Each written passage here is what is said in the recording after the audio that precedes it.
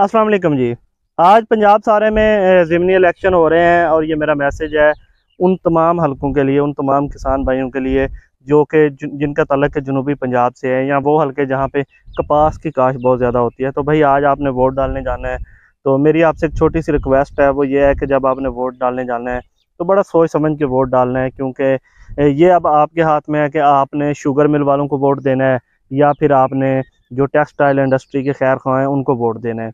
क्योंकि अगर हम पीटीआई की हुकूमत को देखें पिछले 2 साल में, तो उन्होंने वो सारे काम किए हैं जिससे टेक्सटाइल सेक्टर बहुत अच्छे से चला है, और उसका जो बेनिफिट है वो हम जैसे गरीब किसानों को भी मिला है, जिसकी के काटन बहुत अच्छे रेट पे सेल हुई है। अगर ये नून लीग और पीडीएम की अगर हम हुकूमत देखें पिछले 2 से 3 महीने के लिए, तो सुपर टैक्स और लोड शेडिंग के नाम पे जो टेक्सटाइल सेक्टर के साथ किया गया है उससे जो कपास के रेट के ऊपर इम्पैक्ट पड़ा है वो आप सबको ही पता है। और जब भी ये हमारा टेक्सटाइल सेक्टर बैठेगा तो भाई वो तो अमीर लोग हैं, उनका तो कुछ नहीं जाता, उन्होंने बाहर से भी मंगवा लेनी है, उनके पास और बहुत सारे सोर्स हैं।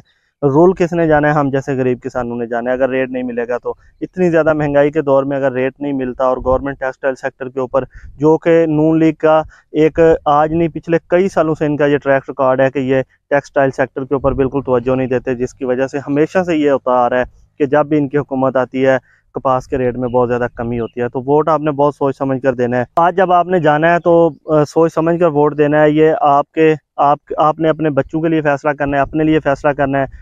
और खुदारा आप ऐसे लोगों को वोट ना दें। आपने जो क्रॉप लगाई हुई है उसके वो रेट देने के बिल्कुल खैर खा नहीं है। उनको सिर्फ शुगर और गन्ने की फसल चाहिए, उनको काटन की फसल बिल्कुल नहीं चाहिए।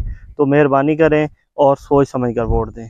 बाकी वोट आपने जिसको भी देना है वो आपकी अपनी मर्ज़ी है। अल्लाह हाफिज़।